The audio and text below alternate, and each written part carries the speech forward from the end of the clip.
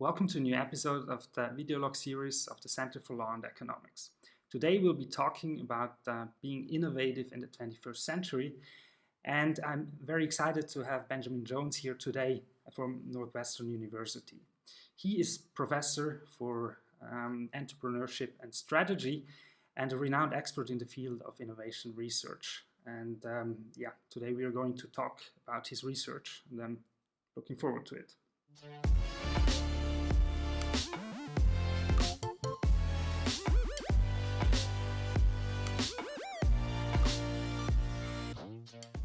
Well, Mr. Jones, thank you very much for coming here. We're very glad to have you here today. And there's one question we would all like to know, and that is, what's the recipe to being innovative in the 21st century? Mm-hmm. Well, I think it takes a lot of work. I think you want to try to become as expert as possible in some discipline that bring you the skills and tools that you can use to make progress. I think you need ideas. That's something we didn't talk much about yesterday, but I'm happy to talk more about what does a good idea look like? Where do you get them? Mm-hmm. And then I think because we see so much of work and important work being done in teams now in collaboration, I think part of that is about recognizing what tools you have and what tools you don't have, and assembling others with complementary tools to your own, and then building teams and having the skills to work in teams so that you can together attack broader and harder questions and have success. Okay, thank you very much. You mentioned the teams already, and you co-authored a paper actually where teamwork was relevant. So more precisely, you wrote a paper on decoding team and individual impact in science and invention. Mm-hmm. And you applied this method to study 24 million research articles and also 3.9 million patents. Mm-hmm. Would you like to talk a bit about the interesting results that you got there? Sure. Well, just as some motive for that paper, we've seen over time with a bunch of authors contributing, and certainly some of my own earlier work, looking at systematically in very large data sets that people are working more in teams. So people used to do a lot of solo work or solo invention as patenters. And now we see that that's increasingly rare, and the majority of people work in teams for science or social science or for patenting. And also we've seen in earlier work that the team authored work or the team invented work seems to be higher impact and increasingly has an increasing advantage over solo authored work in terms of its impact. So with that context, I think, broadly, it's kind of the rise of teams and innovation. And we want to understand, why that is. We want to understand when teams are effective, when they're maybe not effective. We want to begin to understand all of the issues that teams raise, because it's no longer so simple as I have an idea, I go work by myself, I produce a paper. There's a whole other series of elements that come into the innovation process in generating and seeing these projects through. Okay, so that's just a little background. So this paper, Decoding Teams, is attempting to do that, is attempting to begin to understand when teams are more or less effective on the one hand, but it's also doing a couple of other things because it's trying to also simultaneously understand how do we evaluate individuals when all of their work is increasingly in teams. Sometimes people work in teams and you can look into the process from afar, say it's a sports team. Mm-hmm. You can see if the soccer player is playing well or badly individually and also see the collective output. But sometimes all we really can observe is the collective output. And I think with, science teams or patenting teams, we see the paper that gets produced, we can evaluate the quality of that joint output, we see how it plays over time in the community, how people build on it. But we never really are able to look into the interior function of that team. We don't really know who did what or who was working hard, who had the key ideas.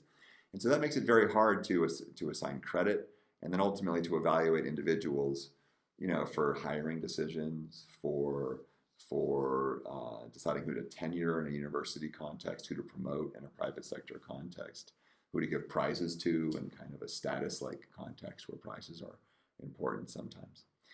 So the idea of decoding teams, simply put, is to understand team function and try to figure out how we can get individual signals, how we recover that from a series of team outputs. And so that's what the paper does. How can you do that? Well, the idea is that, well, first of all, in science, sometimes you write a paper alone. So we get an occasional individual signal about an individual. But more importantly, we'll see the same individual move around between different collaborations. And so you get variation in who's working on a team, and then you see what the output is. So you can see, for example, loosely, if this person joins a team and suddenly the other people on that team do better than they normally do with the output, that suggests that that person is pretty good. And if that person joins a team and these people sort of do worse than they normally do, then maybe that person isn't so good, right? And so because teams vary in structure, you can use statistics, of course, to identify the individual contribution at the same time as you're looking at how people actually combine. So we do that, and we have a number of things which we can talk about. But okay, very interesting. Yeah, I read that. Basically the less popular or less renowned person is more indicative somehow with respect to how often paper is going to be cited later on. Right. So I think that was a finding. Now, with respect to this, could that be potentially an indicator that just a more popular person somehow didn't really contribute actually to the paper and just gave the name, or how would you interpret these kind of results? Possibly, right. So I think this is a descriptive exercise, and so we are open. There might be a number of different interpretations that are consistent with it. So let's get the fact out first, and then we can maybe talk about possible interpretations. So the finding, which seems to be universal across all fields of writing scientific articles or social science articles, all fields of technology and patenting, very universal, striking regularity, is that the outcome of the team appears weighted towards the individual who does worse on average. Okay, so if that person, take two people who worked alone, this person does great, this person doesn't do as well. If you put them together on a team, the output is not going to be the arithmetic average of their qualities. It's going to be more towards the lower skilled person, or the less effective person in terms of the joint output. At the same time, though, whenever you work in a team, you seem to get a bonus just by virtue of the team. So you kind of do better by working in a team. And if you're exactly the same quality, you just purely get that bonus. But if you are different in skill, there's that bonus, but you start to eat away at it because the average is going to go towards the lower skilled person, and that's going to be kind of a penalty. So one way to think about that, which I think is consistent, by the way, with a lot of other literature, it's what I call the string quartet model of team function in the science context, which is that if people are playing different roles, like, you do the coding, I do some theory, someone else, adds some kind of other kind of econometric analysis, if it's an economics paper, whatever you're doing, or in a lab, someone does one set of work with certain tools, someone else does another work with other tools. If the collective product requires success at all those subtasks, then you can easily imagine that if you sort of don't do well at one task, it defeats the quality of the whole project. Like, there's obviously in extreme cases, if there's a problem in the data or an error in the code or the theory doesn't make sense, that's going to destroy the quality of the project. So one way to think about what I call the string quartet is, because if you will, everyone's playing a different instrument. They're somewhat related, but the cellist can't play the violinist can't really play the cello. And so when you put them together to get a really good collective sound, you need everyone to be good at their task.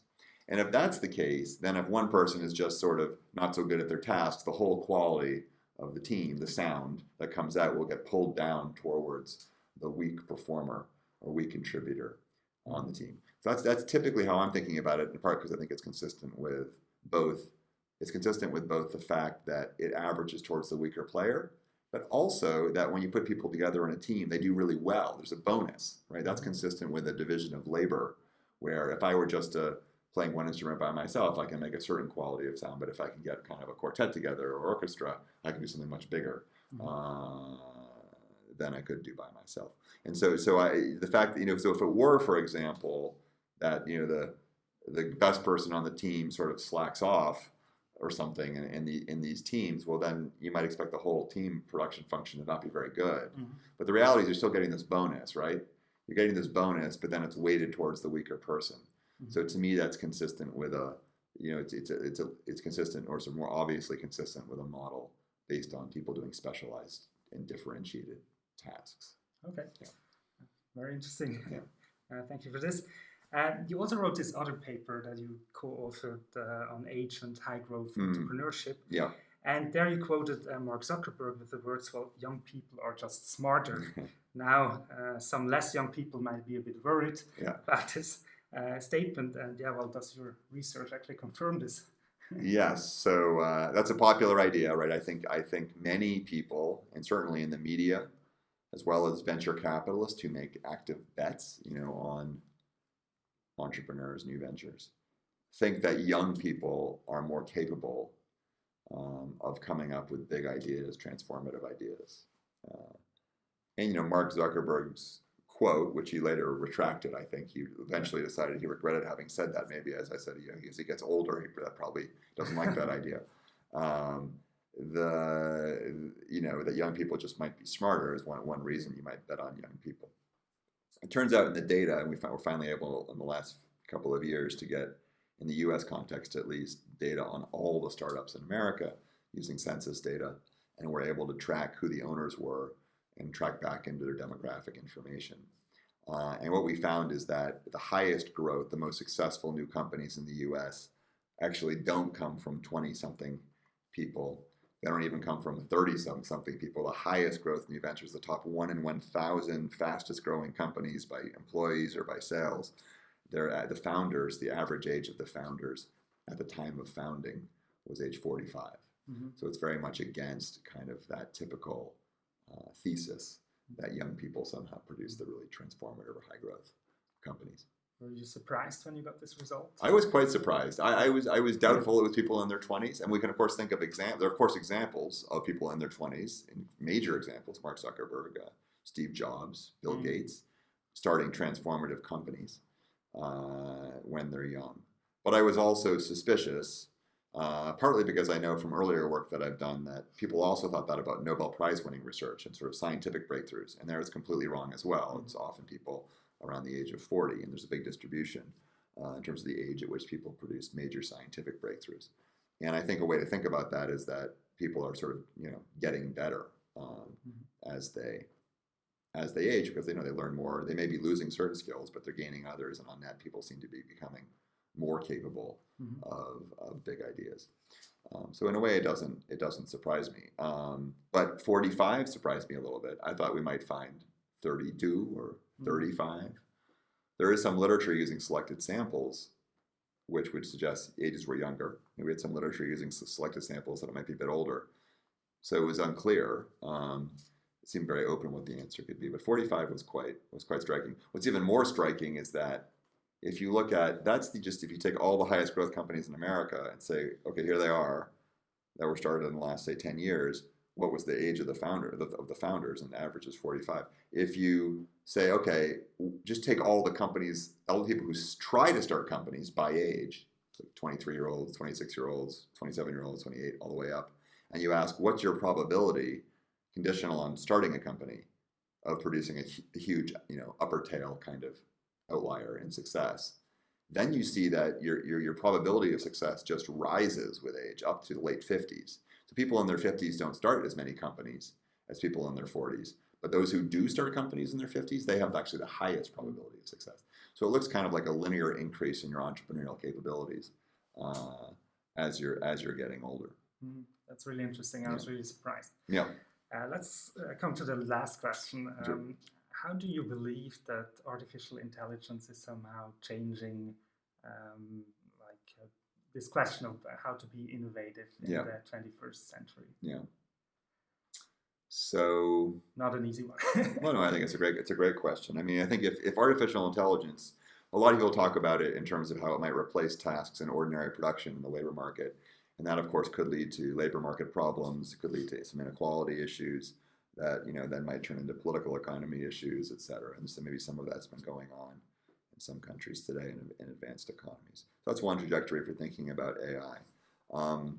But if it were to influence the creative process, if it were to become a useful input into innovation, I mean, that's really where you might imagine it could unleash higher rates of growth. more rapid advances in technology, healthcare, better cancer medications, all sorts of things, and that could be very exciting in terms of its possibilities. I think that